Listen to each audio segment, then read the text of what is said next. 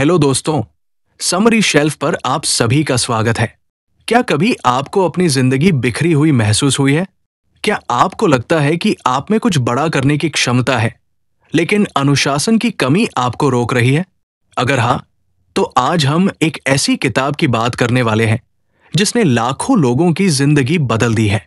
इस किताब का नाम है हाउ टू बी डिसिप्लिन्ड और इसके लेखक है शेल्डन हाउ।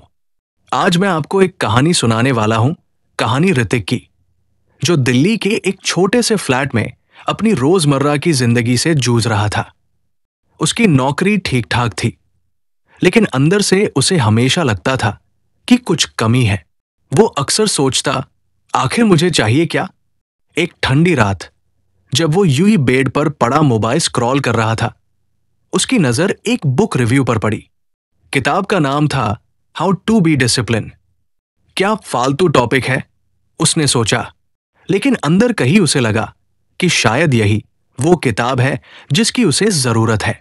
उसने बिना देर किए किताब ऑनलाइन ऑर्डर कर दी।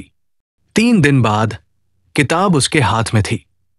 ऋतिक ने सोचा, चलो देख ही लेते हैं आखिर ये बुक इतनी पॉपुलर क्यों है। वो किताब लेकर अपनी बालकनी में चला गया। ठंडी हवा चल रही थी और चाय का कप उसकी टेबल पर रखा था। उसने बुक खोली और पहला चैप्टर पढ़ना शुरू किया। अध्याय 1, स्पष्ट लक्ष्य निर्धारित करें, सेट क्लियर गोल्स। पहले ही चैप्टर की पहली लाइन ने ऋतिक को जैसे आईना दिखा दिया। उसमें लिखा था, स्पष्ट और प्राप्त करने योग्य लक्ष्य स्थापित करना अनुशासन का मूलभूत है। गोल्स आपको दिशा और प्रेरणा देते हैं, जिससे ध्यान केंद्रित रखना और प्रगति को मापना आसान हो जाता है। ऋतिक को समझ नहीं आया कि इतनी सिंपल सी बात उसे अब तक क्यों नहीं समझ आई थी। वो अक्सर बड़े बड़े सपने देखता था। एक दिन अपनी कंपनी शुरू करूंगा, डिजिटल मार्केटिंग में एक्सपर्ट बनूंगा, लेकिन कभी उसने अपने गोल्स को डिटेल में प्लान नहीं किया था। किताब के अगले पैराग्राफ में लिखा था, अगर आपको नहीं पता कि आप कहां जा रहे हैं, तो आप वहां कभी नहीं पहुंचेंगे। इस एक लाइन ने उसे झकझोर दिया। उसने तुरंत किताब बंद की और अपनी नोटबुक लेकर बैठ गया। उसने सोचा, आज पहली बार मैं अपनी जिंदगी के लिए कुछ क्लियर गोल्स बनाऊंगा।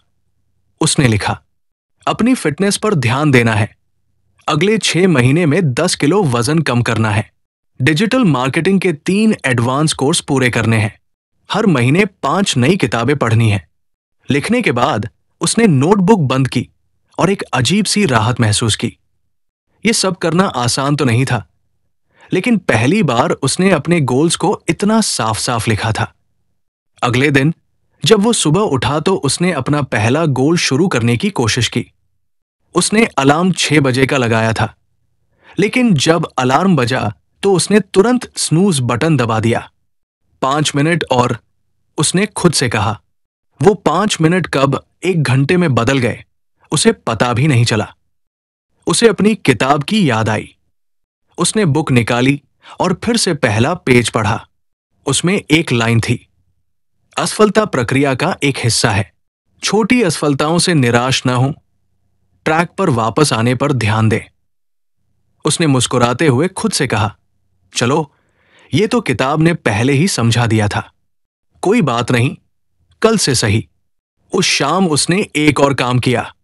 उसने अपने रूम की दीवार पर एक बड़ा सा चार्ट लगाया और उसमें अपने गोल्स लिख दिए। उसके बगल में उसने छोटे छोटे बॉक्स बनाए। हर बार जब वो अपना कोई काम पूरा करता तो वो एक बॉक्स में टिक करता। धीरे धीरे अगले कुछ दिनों में उसने सुबह जल्दी उठने की आदत डालनी शुरू कर दी। वो पहली बार पार्क में जॉगिंग के लिए गया। पार्क में ठंडी हवा और भागते हुए लोगों को देखकर उसे महसूस हुआ कि उसे अपनी जिंदगी को लेकर सीरियस होना ही पड़ेगा। वापस आकर उसने किताब का अगला हिस्सा पढ़ा। वहां लिखा था, अपने लक्ष्यों को छोटे मैनेजेबल स्टेप्स में तोड़े। एक बड़ा लक्ष्य ओवरवेलमिंग लग सकता है, लेकिन छोटे छोटे कदम उसे प्राप्त करने योग्य बनाते हैं। ऋतिक ने सोचा, हां, ये सही है। उसने अपने फिटनेस गोल को छोटे छोटे टास्क में डिवाइड कर दिया। पहले हफ्ते सिर्फ 15 मिनट जॉगिंग करूंगा, दूसरे हफ्ते 20 मिनट, फिर धीरे धीरे 30 मिनट। किताब का पहला चैप्टर जैसे उसकी लाइफ का गाइड बन गया था। वो हर बार उसे पढ़ता और अपनी लाइफ में अप्लाई करने की कोशिश करता। लेकिन लाइफ इतनी आसान कहाँ होती है। एक दिन उसकी माँ का कॉल आया। उन्होंने कहा, तुमने पिछले 2 हफ्तों से फोन क्यों नहीं किया? हम यहां कितने परेशान थे। ऋतिक को अचानक एहसास हुआ कि वो अपने गोल्स में इतना खो गया था कि उसने अपने परिवार से बात करना ही बंद कर दिया था। उसने फौरन माँ को कॉल बैक किया और उनकी बात ध्यान से सुनी। उसने सोचा कि शायद स्पष्ट लक्ष्य निर्धारित करें का मतलब सिर्फ करियर और फिटनेस नहीं, बल्कि अपने रिश्तों को भी बैलेंस करना है। उसने अपनी नोटबुक निकाली और एक और लाइन लिखी, हर हफ्ते अपने पेरेंट्स को कॉल करना और उनके साथ टाइम बिताना। इस तरह ऋतिक की लाइफ धीरे धीरे बदलने लगी। वो हर रात सोने से पहले अपने दिन का रिव्यू करता।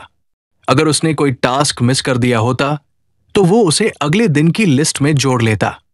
किताब के पहले चैप्टर ने उसे समझा दिया था कि गोल्स सिर्फ लिखने के लिए नहीं होते, बल्कि उन्हें जीना होता है। उसने सीखा कि गोल्स की वजह से उसकी जिंदगी में एक दिशा आई थी। लेकिन कहानी यहां खत्म नहीं होती। ऋतिक को समझ आ गया था कि यह सिर्फ शुरुआत थी। शेल्डन हाउ की किताब का पहला चैप्टर तो एक झलक मात्र थी। उसे बाकी के चैप्टर पढ़ने थे और उन पर काम करना था। वो खुद से मुस्कुरा कर बोला, अब देखो ये किताब मेरी जिंदगी कैसे बदलती है। अध्याय 2, एक दिनचर्या विकसित करें, डेवलप अ रूटीन। कुछ हफ्ते बीत चुके थे और ऋतिक अपनी रूटीन को लेकर काफी सहज महसूस करने लगा था। अब सुबह जल्दी उठना, वर्कआउट करना और दिन को प्रोडक्टिव तरीके से बिताना उसकी आदत में शामिल हो चुका था। उसने सोचा कि अब वक्त आ गया है किताब का अगला चैप्टर पढ़ने का। रात के खाने के बाद वो अपने फ्लैट के छोटे से कोने में बैठा। सामने उसकी किताब रखी थी। उसने कपड़े की बुकमार्क हटाई और अगला पेज पलटा। दूसरा लेसन था डेवलप अ रूटीन। पढ़ते ही उसे लगा कि यह तो वही चीज है जो हमेशा उसकी सबसे बड़ी कमजोरी रही है। उसकी लाइफ इतनी बेतरतीब थी कि कोई भी चीज कभी प्लान के हिसाब से नहीं होती। कभी वह रात को देर तक जागता, कभी सुबह लेट उठता। वीकेंड्स तो पूरी तरह से यूं ही निकल जाते थे। किताब में लिखा था, एक सुसंगत दैनिक दिनचर्या बनाने से आदतों को बनाने में मदद मिलती है जो अनुशासन को सुदृढ़ करती है। एक संरचित कार्यक्रम कार्यों के लिए विशिष्ट समय आवंटित करके विकर्षणों को कम करता है और उत्पादकता को बढ़ावा देता है। ऋतिक ने किताब के हर शब्द को ध्यान से पढ़ा। उसे एहसास हुआ कि अगर वो सच में अपनी लाइफ में अनुशासन लाना चाहता है तो उसे एक स्ट्रिक्ट रूटीन अपनाना पड़ेगा। उसने खुद से कहा, रूटीन बनाने का मतलब ये नहीं कि लाइफ बोरिंग हो जाएगी। इसका मतलब है कि मैं अपने टाइम का सही इस्तेमाल करना सीखूंगा। उसने तुरंत अपनी नोटबुक उठाई और लिखा, मेरा परफेक्ट रूटीन, सुबह 6 बजे उठना, 6:15 से 7 बजे तक एक्सरसाइज, 7:15 तक ब्रेकफास्ट, 8 बजे से 12 बजे तक वर्क टाइम, 1 घंटे का लंच ब्रेक, 1 बजे से 5 बजे तक फिर से काम, शाम को 1 घंटा खुद के लिए, पढ़ाई, स्किल्स सीखने या रिफ्लेक्शन के लिए, रात को 10 बजे तक सो जाना। रूटीन प्लान करना आसान था, लेकिन उसे फॉलो करना। ऋतिक को पता था कि यह सबसे मुश्किल पार्ट है। उसने सोचा, चलो कल से ट्राई करते हैं। अगली सुबह जब उसका अलार्म 6 बजे बजा तो उसे पहले दिन जैसा ही एहसास हुआ। उसने कुछ देर के लिए फिर से स्नूज बटन दबा दिया, लेकिन तभी उसे याद आया कि वो अब अपनी पुरानी आदतों पर नहीं लौट सकता। उसने झट से अलार्म बंद किया और बिस्तर से उठ खड़ा हुआ। उसने अपने फोन में टाइमर लगाया और अपने रूटीन के हिसाब से एक्सरसाइज शुरू की। शुरुआत में उसके शरीर को उठने में बड़ी मुश्किल हुई। उसे हर मिनट ऐसा लगा जैसे वो फिर से वापस हो जाए। लेकिन उसने किताब के उस हिस्से को याद किया जहां लिखा था, आदतें शुरू में बनाना मुश्किल होता है, लेकिन निरंतरता उन्हें समय के साथ आसान बना देती है। पहले कुछ दिन उसके लिए बहुत स्ट्रगल वाले थे। कभी कभी वो ब्रेकफास्ट के टाइम पर बैठा ये सोचता कि क्या रूटीन बनाना सही फैसला था। लेकिन जैसे जैसे दिन बीतने लगे वो रूटीन का मजा लेने लगा। रूटीन का सबसे अच्छा असर उसकी प्रोडक्टिविटी पर हुआ। अब जब वो अपने काम पर बैठता तो उसका पूरा फोकस काम पर होता। उसे पता था कि उसने पहले से ही हर काम के लिए एक टाइम स्लॉट अलॉट किया है, इसलिए उसे सब कुछ ठीक से करने का टाइम मिलेगा। एक दिन ऑफिस में उसके मैनेजर ने उससे कहा, ऋतिक, तुमने पिछले हफ्ते जितना काम किया है वो शायद ही किसी ने किया होगा। तुम ठीक तो हो? ऋतिक ने मुस्कुराते हुए कहा, सर, बस कुछ अनुशासन में आ रहा हूं। शाम को जब वो घर लौटा तो उसे एहसास हुआ कि रूटीन सिर्फ टाइम को मैनेज करने का तरीका नहीं है, ये लाइफ को बेहतर बनाने का जरिया भी है। उसने अपने खाली वक्त में नई किताबें पढ़नी शुरू की। वो हर दिन रात को सोने से पहले अपनी दिनचर्या का रिव्यू करता। लेकिन लाइफ इतनी सीधी नहीं थी। एक रविवार को उसके दोस्त राहुल का फोन आया, भाई, आज मूवी देखने चल रहे हो? ऋतिक को कुछ कंफ्यूजन हुआ। मूवी का मतलब था कि उसका शाम का पढ़ाई का टाइम मिस हो जाएगा। लेकिन फिर उसने सोचा, रूटीन का मतलब ये नहीं कि मैं अपनी लाइफ को एंजॉय करना छोड़ दूं। कभी कभी ब्रेक लेना भी जरूरी है। उसने खुद से एक नई बात सीखी। रूटीन का मतलब स्ट्रिक्ट रूल्स नहीं, बल्कि संतुलन, बैलेंस है। अगले कुछ दिनों में उसने अपने रूटीन को और फ्लेक्सिबल बनाया। उसने अपने शेड्यूल में फ्री टाइम के स्लॉट भी जोड़े। ये वो वक्त था जब वो कुछ भी कर सकता था, फैमिली से बात, दोस्तों के साथ घूमना या सिर्फ आराम करना। किताब में एक और इंटरेस्टिंग लाइन थी, एक कठोर रूटीन कभी कभी बोझ लग सकता है। अप्रत्याशित घटनाओं को समायोजित करने के लिए कुछ लचीलेपन की अनुमति दें। उसने महसूस किया कि रूटीन ने उसे एक बेहतर इंसान बना दिया है। उसकी लाइफ में अब एक स्ट्रक्चर था। पहले जहां वो हर काम लास्ट मिनट तक टालता था, अब वो समय पर अपने टास्क पूरे कर लेता था। लेकिन कहानी यहां खत्म नहीं होती। ऋतिक को एहसास हुआ कि रूटीन बनाने से उसका सफर शुरू हुआ है, लेकिन अभी उसे अपनी आदतों को और गहराई तक ले जाना है। किताब में अभी और लेसन्स बाकी थे। उसने खुद से वादा किया कि वो हर लेसन को पढ़ेगा, समझेगा और अपनी जिंदगी में उतारेगा। और इसी उम्मीद के साथ उसने अगले चैप्टर पर जाने के लिए किताब को धीरे से बंद कर दिया। अध्याय 3, आत्मनियंत्रण को अपनाएं, एम्ब्रेस सेल्फ कंट्रोल। कुछ हफ्ते बीत चुके थे और ऋतिक अपनी रूटीन को लेकर काफी सहज महसूस करने लगा था। अब सुबह जल्दी उठना, वर्कआउट करना और दिन को प्रोडक्टिव तरीके से बिताना उसकी आदत में शामिल हो चुका था। लेकिन जिंदगी हमेशा सरल रास्ते पर नहीं चलती। एक दिन ऑफिस के बाद वो थक कर घर आया और उसने सोचा कि कुछ आराम किया जाए। उसने टीवी चालू किया और सीरियल देखते देखते अनजाने में 3 घंटे बर्बाद कर दिए। जब रात को उसने दीवार पर लगे अपने चार्ट को देखा तो वो शर्मिंदगी महसूस कर रहा था। उसने खुद से कहा, यार, इतना अच्छा चल रहा था सब कुछ और आज फिर से वही पुरानी आदतों पर लौट आया। उसी रात उसने किताब निकाली और अगले चैप्टर पर पहुंच गया। तीसरे लेसन का नाम था आत्मनियंत्रण को अपनाएं, एम्ब्रेस सेल्फ कंट्रोल। किताब की पहली लाइन ने ही उसे अंदर तक झकझोर दिया। उसमें लिखा था, आत्मनियंत्रण आवश्यक है ताकि प्रलोभन को दूर किया जा सके। दीर्घकालिक लक्ष्यों के पक्ष में अल्पकालिक सुखों का विरोध करना अनुशासित जीवन की नींव है। ऋतिक ने खुद से कहा, यही तो मेरी सबसे बड़ी प्रॉब्लम है। मैं हमेशा शॉर्ट टर्म प्लेजर के पीछे भागता हूं, चाहे वो घंटों सोशल मीडिया स्क्रॉल करना हो या कुछ भी ऐसा करना जो मेरे बड़े गोल्स के खिलाफ है।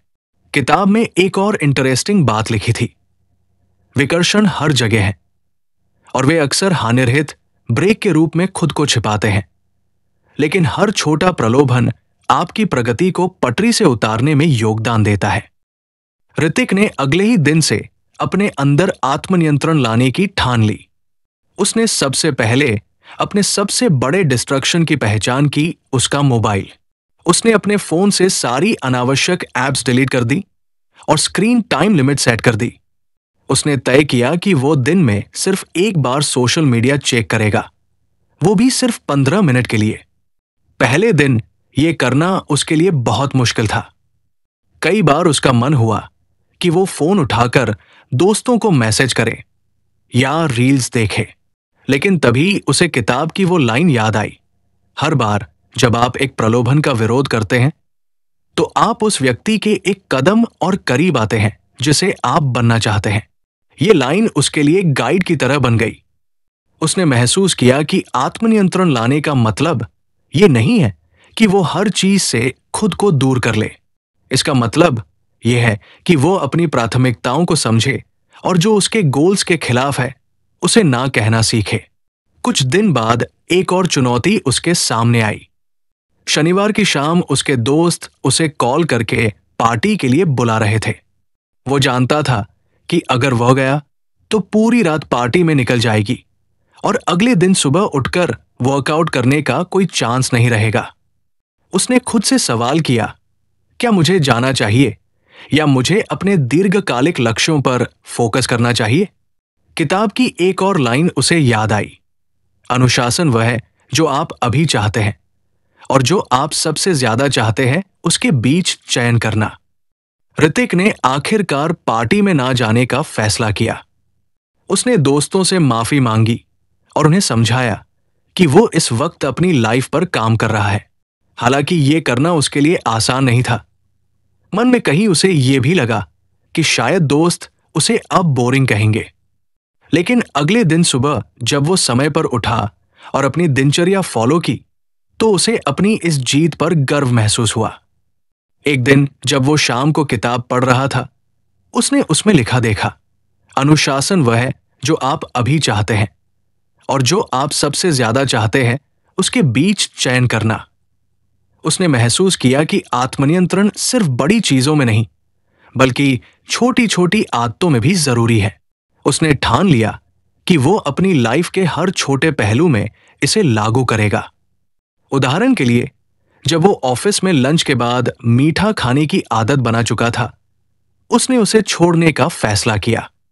पहली बार जब उसने अपने फेवरेट गुलाब जामुन को देखा और खुद से कहा, नहीं, ये मेरे फिटनेस गोल के खिलाफ है, तो उसे महसूस हुआ कि आत्मनियंत्रण कितना मुश्किल लेकिन जरूरी है। किताब में आगे लिखा था, आत्मनियंत्रण में महारत हासिल करने की कुंजी यह है कि जब भी कोई प्रलोभन उत्पन्न हो तो खुद को अपने बड़े लक्ष्यों की याद दिलाए। ऋतिक ने इस सलाह को अपने दिमाग में फिट कर लिया। उसने हर उस चीज को अपने सामने रखना शुरू कर दिया जो उसे उसके बड़े गोल्स की याद दिलाए।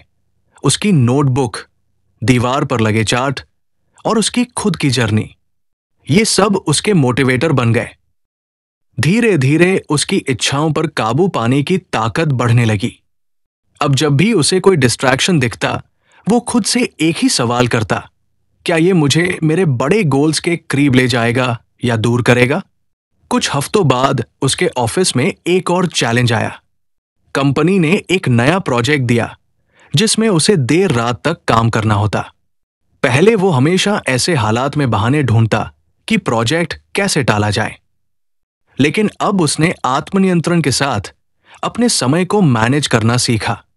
उसने अपने रूटीन को कुछ बदला ताकि प्रोजेक्ट के साथ साथ उसकी बाकी आदतें भी बनी रहें। ऋतिक को एहसास हुआ कि आत्मनियंत्रण सिर्फ डिस्ट्रक्शंस को इग्नोर करने के लिए नहीं, बल्कि मुश्किल परिस्थितियों में खुद को बेहतर तरीके से संभालने के लिए भी जरूरी है। किताब के इस लेसन ने उसकी लाइफ का एक और दरवाजा खोल दिया था। उसने महसूस किया कि जो लोग अपनी छोटी छोटी इच्छाओं को कंट्रोल करना सीख जाते हैं वही बड़ी बड़ी चीजें अचीव कर पाते हैं। और इस तरह ऋतिक ने अपनी जर्नी को और आगे बढ़ाने का फैसला किया। उसने खुद से कहा, अभी तो सिर्फ शुरुआत हुई है, ये किताब मुझे और कितना सिखाएगी, मैं इसका इंतजार नहीं कर सकता। अगली रात उसने किताब के अगले चैप्टर पर जाने के लिए उसे धीरे से बंद कर दिया।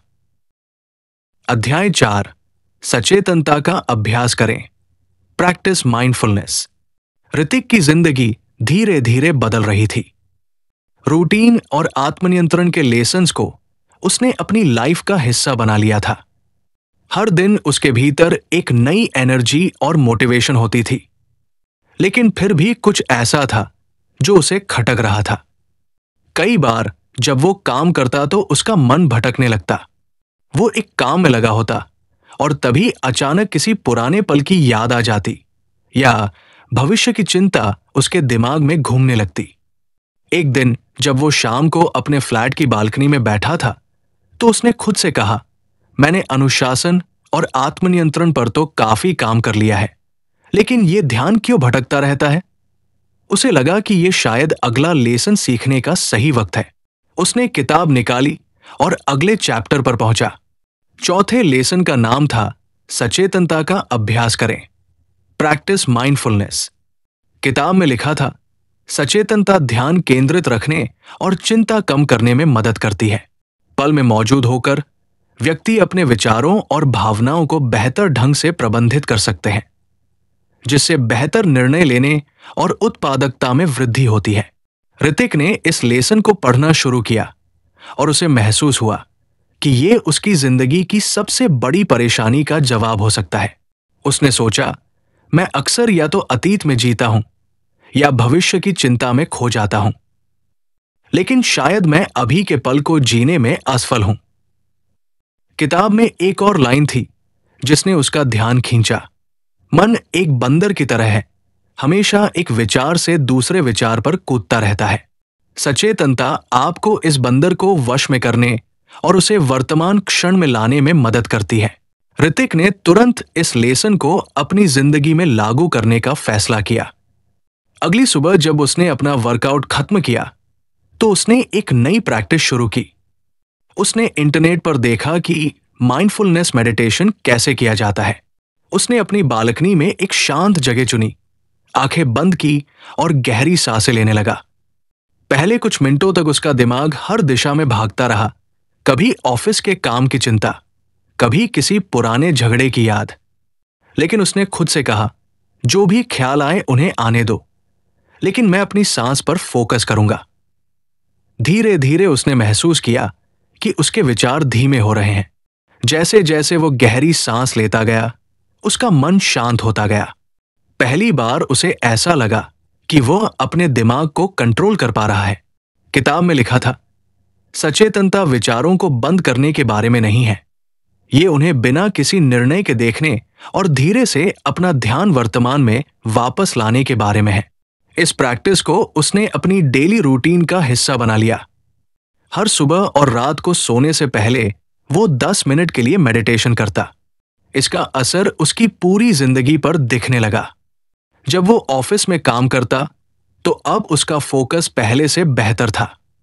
अगर उसका ध्यान भटकता तो वो कुछ पल के लिए गहरी सांसें लेता और खुद को वापस काम पर फोकस करने के लिए तैयार करता। एक दिन ऑफिस में एक बड़ा प्रोजेक्ट मिला। टीम लीड ने सभी को बताया कि यह काम बहुत मुश्किल होगा और डेडलाइन भी कड़ी है। ऋतिक की टीम के लोग परेशान हो गए, लेकिन उसने खुद को शांत रखा। उसने अपनी माइंडफुलनेस प्रैक्टिस का इस्तेमाल किया। जब बाकी लोग घबराहट में इधर उधर बातें कर रहे थे, ऋतिक ने चुपचाप एक प्लान बनाया। उसने अपने हिस्से का काम छोटे छोटे हिस्सों में बांट लिया और हर दिन के लिए एक टास्क तय किया। उसकी शांत और व्यवस्थित अप्रोच देखकर टीम लीड ने उसकी तारीफ की। उसने किताब की एक और लाइन याद की, सचेतनता न केवल आपको दबाव के बीच शांत रहने में मदद करती है, बल्कि आपकी सोच को स्पष्ट करने और बेहतर निर्णय लेने में भी मदद करती है। माइंडफुलनेस का असर उसकी पर्सनल लाइफ पर भी हुआ। पहले जब वो दोस्तों के साथ होता तो अक्सर उसका ध्यान कहीं और होता था, लेकिन अब वो हर बातचीत में पूरी तरह मौजूद रहता। उसे एहसास हुआ कि जब आप अपने करीबी लोगों को अपना 100% ध्यान देते हैं तो रिश्ते भी मजबूत होते हैं। एक दिन उसने अपनी मां को फोन किया। जब वो बात कर रही थी तो उसने खुद से वादा किया कि वो उनका हर शब्द ध्यान से सुनेगा। पहले जहां वो फोन पर सिर्फ हां ठीक है कहकर बात खत्म कर देता था, अब वो उनकी बातों पर प्रतिक्रिया देता और उनकी भावनाओं को समझने की कोशिश करता। माइंडफुलनेस का सबसे बड़ा असर उसकी चिंता और तनाव पर हुआ। पहले वो छोटी छोटी बातों पर परेशान हो जाता था, लेकिन अब जब भी उसे तनाव महसूस होता, वो गहरी सांस लेकर खुद को याद दिलाता, मैं इस पल में हूं, अभी जो है वही सच है, बाकी सब मेरे दिमाग का खेल है। किताब में एक और लाइन थी जिसे उसने अपने वर्क स्पेस की दीवार पर लिखकर लगा दिया, वर्तमान क्षण ही एकमात्र स्थान है जहां जीवन वास्तव में मौजूद है, इसमें जीना सीखें। धीरे धीरे माइंडफुलनेस उसकी जिंदगी का हिस्सा बन गई। उसने महसूस किया कि इस एक प्रैक्टिस ने उसकी सोच, काम और रिश्तों में गहराई ला दी है। अब वो हर दिन को खुली आंखों और खुले दिल से जीता था। ऋतिक को समझ आ गया था कि माइंडफुलनेस सिर्फ मेडिटेशन तक सीमित नहीं है। ये हर उस पल में मौजूद हो सकता है जब आप खाना खा रहे हो, काम कर रहे हो या किसी से बात कर रहे हो। एक शाम जब वो बालकनी में बैठा था तो उसने आसमान की तरफ देखा। सूरज ढल रहा था और बादल हल्के नारंगी रंग के हो गए थे। उसने उस पल को पूरी तरह महसूस किया। पहले वो इन छोटी छोटी चीजों को नजरअंदाज कर देता था, लेकिन अब उसे एहसास हुआ कि यही पल जिंदगी को खूबसूरत बनाते हैं। किताब के इस लेसन ने उसकी सोच को पूरी तरह बदल दिया था। उसने खुद से कहा, अगर मैं हर पल को ध्यान से जीना सीख जाऊं तो शायद जिंदगी की हर चुनौती आसान हो जाएगी। और इसी वादे के साथ उसने किताब को अगले चैप्टर के लिए बंद कर दिया। अध्याय 5, असफलताओं से सीखें, लर्न फ्रॉम फेलियर्स। ऋतिक की लाइफ धीरे धीरे ट्रैक पर आ रही थी। माइंडफुलनेस, आत्मनियंत्रण और रूटीन की मदद से वो पहले से कहीं ज्यादा प्रोडक्टिव और शांत महसूस करने लगा था। लेकिन लाइफ हर वक्त एक जैसी नहीं रहती। कभी कभी सब कुछ सही करने के बावजूद चुनौती आ जाती है। ऋतिक को एक नया प्रोजेक्ट मिला। ये उसकी पहली बड़ी जिम्मेदारी थी। उसने पूरी प्लानिंग कर रखी थी, हर छोटी डिटेल पर ध्यान दिया, अपने टीम मेंबर्स के साथ डिस्कशन किया और तय समय पर काम खत्म करने का पूरा भरोसा था। लेकिन जैसे जैसे डेडलाइन करीब आई, चीजें बिगड़ने लगी। टीम के कुछ लोग अपनी डेडलाइन मिस करने लगे और ऋतिक का खुद का काम भी पीछे छूटने लगा। उसने जितनी मेहनत की उससे कई गुना ज्यादा दबाव महसूस किया। डेडलाइन के दिन प्रोजेक्ट अधूरा ही रह गया। उसके मैनेजर ने उसे अपने केबिन में बुलाया और नाराजगी जताई। ऋतिक को खुद पर बहुत गुस्सा आया। उसने सोचा, मैंने इतनी मेहनत की फिर भी असफल हो गया, शायद मैं इस काम के लिए बना ही नहीं हूं। उस शाम वो आकर बालकनी में बैठा। ऐसा लग रहा था जैसे सारी मेहनत बेकार हो गई हो। उसने किताब को उठाया और अगले चैप्टर पर गया। 5वें लेसन का नाम था असफलताओं से सीखें, लर्न फ्रॉम फेलियर्स। पहली ही लाइन ने ऋतिक को सोचने पर मजबूर कर दिया। असफलता अंत नहीं है, यह सफलता की ओर एक सीढ़ी है। अनुशासन में असफलताओं से सीखना शामिल है, न कि उनसे निराश होना। किताब आगे कहती थी, हर असफलता एक सबक लेकर आती है। यह आप पर निर्भर है कि आप उसे खोजें और मजबूत बनने के लिए उसका उपयोग करें। ऋतिक ने किताब को एक पल के लिए बंद किया और सोचा, क्या मैं अपनी असफलता से सीख सकता हूं? क्या यह वाकई एक मौका है खुद को बेहतर बनाने का? अगले कुछ दिनों तक उसने अपने प्रोजेक्ट पर ध्यान से रिव्यू किया। उसने सोचा कि क्या क्या गलत हुआ था। उसने पाया कि उसने कुछ छोटी छोटी गलतियों पर ध्यान नहीं दिया था। उदाहरण के लिए, टीम के साथ नियमित चेक इन करना भूल गया था और कई बार खुद ही काम संभालने की कोशिश की बजाय इसे सही तरीके से डेलीगेट करने के। किताब में लिखा था, असफलताएं अक्सर नजरअंदाज की गई डिटेल्स के कारण होती है।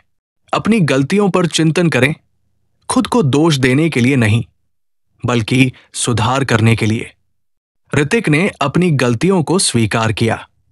उसने खुद से वादा किया कि अगली बार वो बेहतर तरीके से तैयारी करेगा। लेकिन साथ ही उसने खुद को याद दिलाया कि एक प्रोजेक्ट में फेल होना उसकी पूरी काबिलियत पर सवाल नहीं उठाता।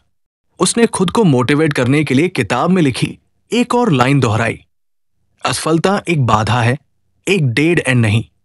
यह आपकी रणनीति को परिष्कृत करने और मजबूत होकर वापस आने का एक मौका है। अगले हफ्ते ऑफिस में एक और प्रोजेक्ट आया। ऋतिक ने तुरंत अपनी गलतियों से सीखी बातों को लागू करना शुरू कर दिया। उसने टीम के साथ बेहतर कम्युनिकेशन बनाए रखा और हर छोटे मोटे प्रॉब्लम को शुरुआत में ही सुलझा लिया। धीरे धीरे उसे एहसास हुआ कि असफलता से डरने के बजाय उसे इसे एक चुनौती के रूप में देखना चाहिए। उसने महसूस किया कि हर असफलता के पीछे एक सीख छिपी होती है। एक और घटना ने उसे इस लेसन को और गहराई से समझने का मौका दिया। वो पिछले कुछ हफ्तों से सुबह जल्दी उठने की अपनी आदत को फॉलो कर रहा था, लेकिन एक दिन देर रात तक जागने के कारण वो सुबह उठने में फेल हो गया। उसने सोचा, क्या मैं फिर से अपनी पुरानी आदतों में लौट रहा हूं? पहले वो खुद को कोसता, लेकिन अब उसने किताब की सलाह को अपनाया। उसने खुद से कहा, यह सिर्फ एक दिन की बात है, मैं कल से फिर से अपनी रूटीन पर लौट सकता हूं। किताब में लिखा था, अनुशासन हर दिन परफेक्ट होने के बारे में नहीं है, ये असफलताओं के बाद फिर से उठने के बारे में है। उसने अगले दिन अलार्म बजने पर उठने का पूरा प्रयास किया और अपनी रूटीन को फिर से पकड़ लिया।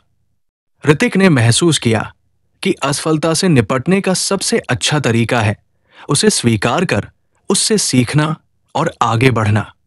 उसने अपने चार्ट पर एक नया सेक्शन जोड़ा, सीखे गए पाठ। हर बार जब भी वो किसी चीज में फेल होता तो वो वहां लिखता कि उसने उस अनुभव से क्या सीखा। कुछ हफ्तों बाद ऋतिक के मैनेजर ने उसे बुलाया।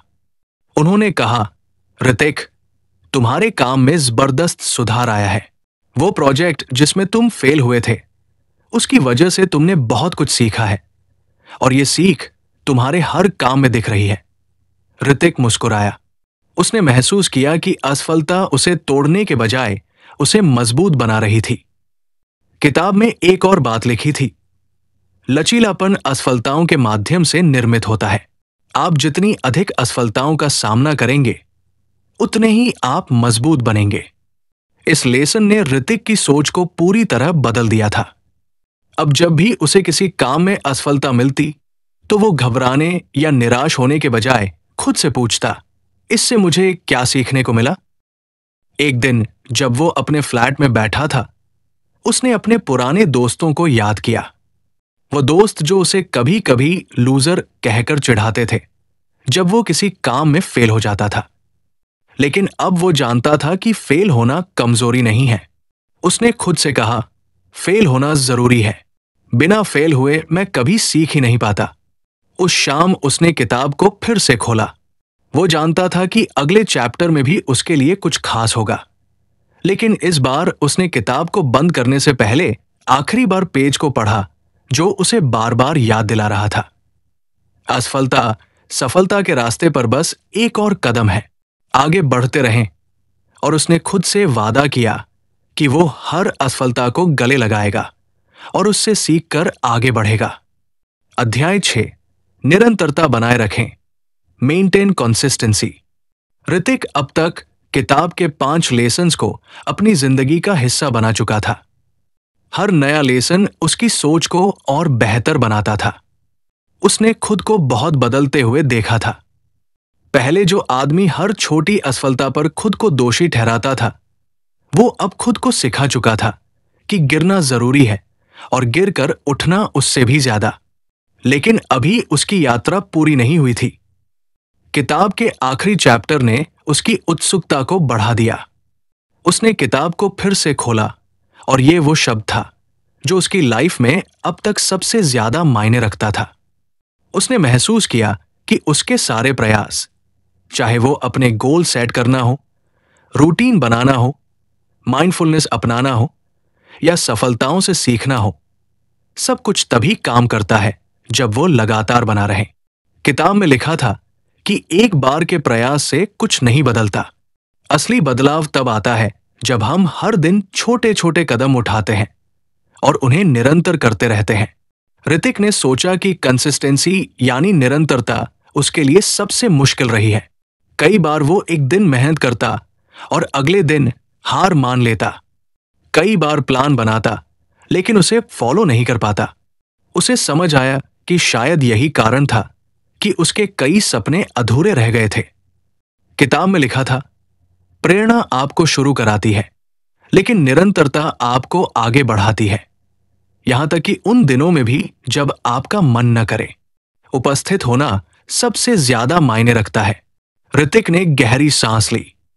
उसे समझ में आ गया कि कंसिस्टेंसी एक आदत है और इसे बनाने के लिए हर दिन मेहनत करनी होगी।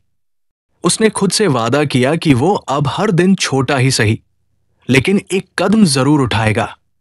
अगले दिन उसने अपनी रूटीन को और सख्त बना दिया। सुबह जल्दी उठने के साथ उसने अपने दिन की प्लानिंग और डेडिकेशन को एक नया रूप दिया। उसने तय किया कि वो हर दिन 30 मिनट अपनी फिटनेस पर काम करेगा, भले ही वो कितना भी थका हुआ क्यों न हो। उसने अपने काम में भी एक टाइम टेबल बनाया ताकि वो किसी भी डेडलाइन को मिस न करे।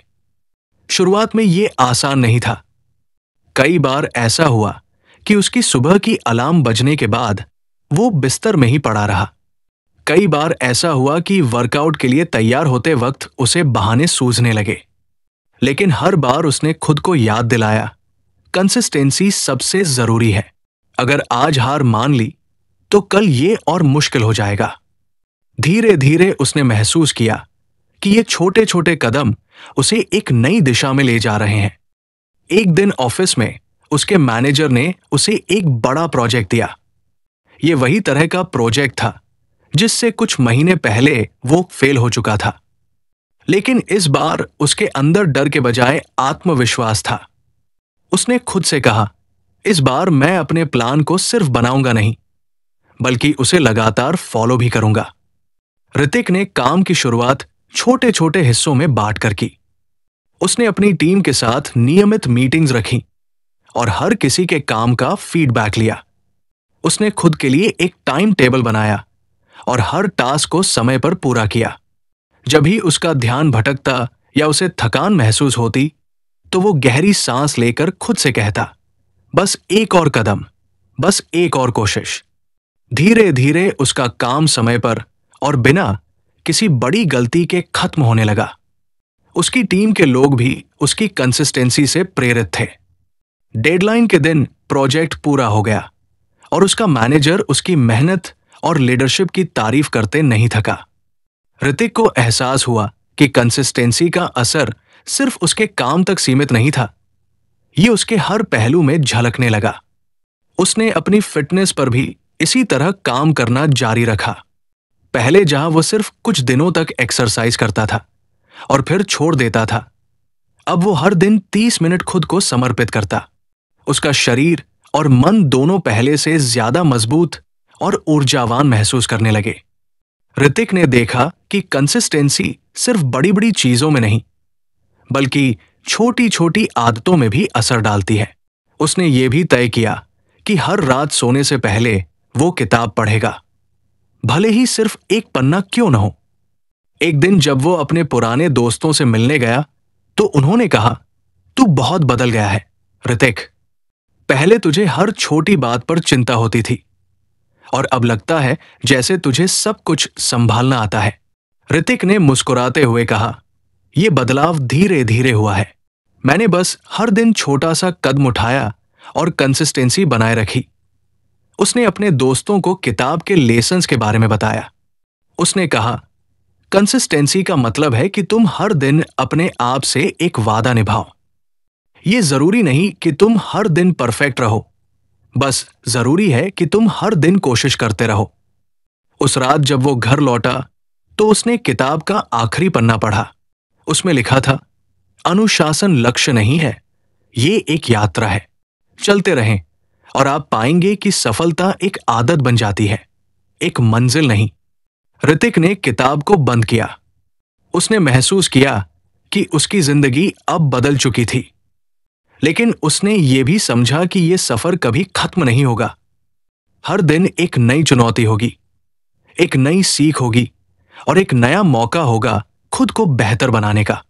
उसने किताब को अपनी टेबल पर रखा और खिड़की से बाहर देखा। चांद की रोशनी उसके कमरे को हल्का सा रोशन कर रही थी। उसने गहरी सांस ली और खुद से वादा किया कि वो इस सफर को कभी नहीं छोड़ेगा, क्योंकि अब उसे पता था कि असली खुशी किसी मंजिल तक पहुंचने में नहीं, बल्कि उस सफर को पूरी ईमानदारी और मेहनत से जीने में है। और यहीं से ऋतिक की कहानी खत्म नहीं हुई। ये तो बस एक नई शुरुआत थी। तो फ्रेंड्स, ये थी हमारी आज की book summary, how to be disciplined by Sheldon Howe की। ऋतिक की कहानी हमें सिखाती है कि अनुशासन कोई जादू नहीं, बल्कि छोटे छोटे निरंतर प्रयासों का नतीजा है। अगर आपको हमारी ये फ्री समरी अच्छी लगी तो समरी शेल्फ को सब्सक्राइब करना न भूलें। आपका इस समरी को अंत तक सुनने के लिए बहुत बहुत धन्यवाद। हम जल्द ही मिलेंगे एक और शानदार किताब की समरी के साथ। तब तक के लिए अनुशासित रहें, सीखते रहें और आगे बढ़ते रहें।